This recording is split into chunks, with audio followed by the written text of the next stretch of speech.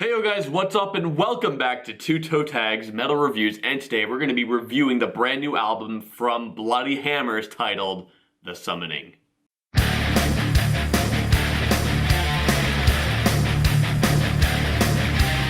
So after 1 week of listening to this album non-stop, Vile Self, what are your thoughts?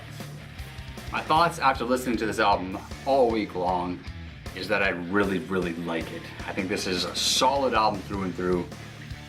But I do have a gripe, but it's not really a gripe with the album, it's more a gripe with myself. And that is that I could not listen to this album all week long non-stop through, like, basically with not listening to nothing else in between. But it's not because I was bored of the album or because the album was not good in any way or whatever. I was really digging it, but there's just certain times where I just am not in the mood for this style of music. And by style, I mean just really kind of more mellow, more laid back. It does have some aggressive elements to it, but just sometimes when I listen to music, I just need more punch, more power there, right? Yeah. So I'll put on my playlist, listen to that for a while, then go back to the album and enjoy it a lot more. But that, again, that's not to the fault of the album itself, that's just my own mood, my own personal preference. But the album itself is pretty damn solid through and through. I really like Let the Sleeping Corpses Lie, the first track. That's the track that got me into this band. I think the track is just a very well written and well performed track.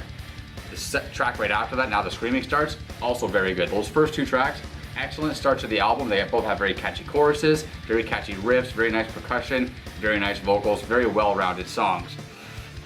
I could say a lot of the same things for a lot of the songs. One of the songs that we talked a little bit negatively about last week was number 5, The Beast Is Coming Out, because of the fact that it was a lot more mellow than the rest of the song, the rest of the album. Now we credited it for its placement on the album. The fact that it's right in the middle, that low point right in the middle of the album, gives a breather and a break between the first half and the second half, very well placed. That song actually grew on me, mainly because of lyrics. The lyrics, it's about a werewolf.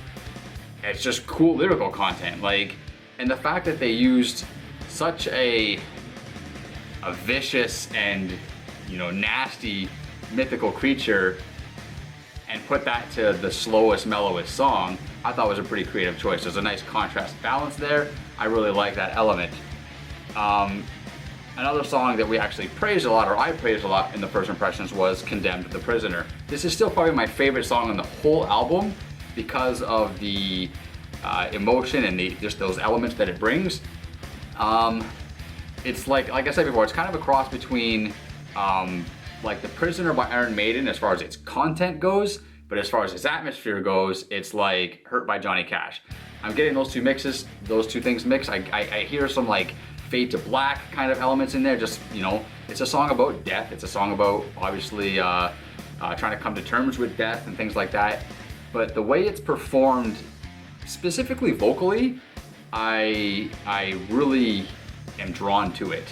I feel like that song's just got a lot of vocal power in it, but it's not power to the point where he's not like overdoing it in any way. It's still very subtle, but you could tell he's definitely putting more oomph into that song than other songs as far as his vocals go. But overall, man, I was pretty damn happy with it. What about you? Yeah, you know, after a week, I felt it's a little strange. I'm kind of in a similar boat to you, because I found there were moments of the week where I thought to myself, I don't know if I want to listen to this, but that is just similar to you, more of a mood thing, because when I did put this album on, when I was really, you know, ready to put it on, I was really loving it. This album is very catchy, but not to a fault. Because some albums and some songs can be overly catchy, get stuck in your head, and it's just kind of annoying. And you're like, get out, get out. Yeah. This album does not do that. And to build upon two of the songs you mentioned, Condemn the Prisoner and The Beast Is Coming Out, these two songs probably have the most unique aspects of the vocal performance on the whole album. Just the way the guy carries his voice on both songs are very different than the rest. Yeah. Like everything else, you know, kind of has a similar voice on all the songs, but those two sound very different. Yeah. The Beast Is Coming Out, I know you mentioned, like, you had the criticisms for, but I loved it when we first listened to it, and I still love it today.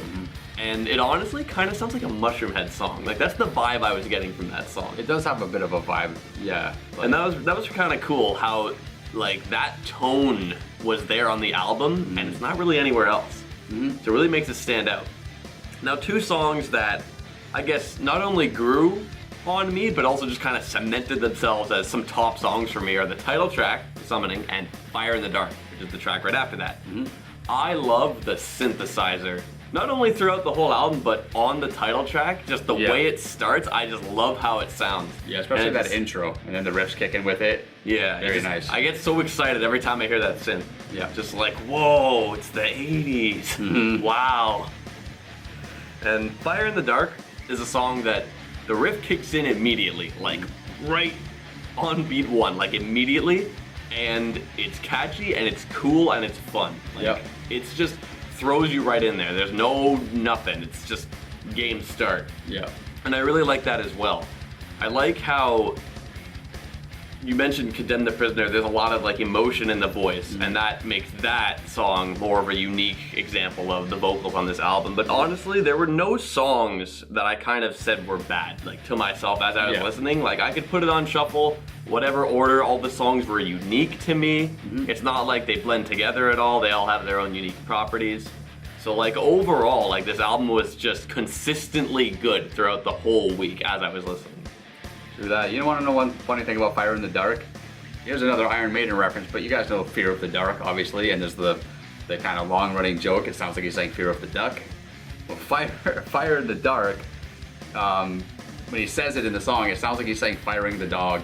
So I picture like, I don't know what I picture, like Goofy from friggin' whatever that is, Mickey from Disney, gets fired from his job and he's like walking home all sad or something, or firing the dog. I don't know, man. My mind wanders sometimes, but it sounds like he's saying firing the dog. That's just the first thing that came into your head. It's gotta be Goofy. Well, I'm trying to picture like a dog that might go to work. I don't know. I don't know if Goofy's the kind of guy that would have a job. He wears a hat. He has pants. You heard it here, folks. If you're wearing a hat and you have pants, you're likely employed. Yeah. But if you're missing one of those things, sorry to say, but you're gonna have to start looking for a job. Let's get the ratings.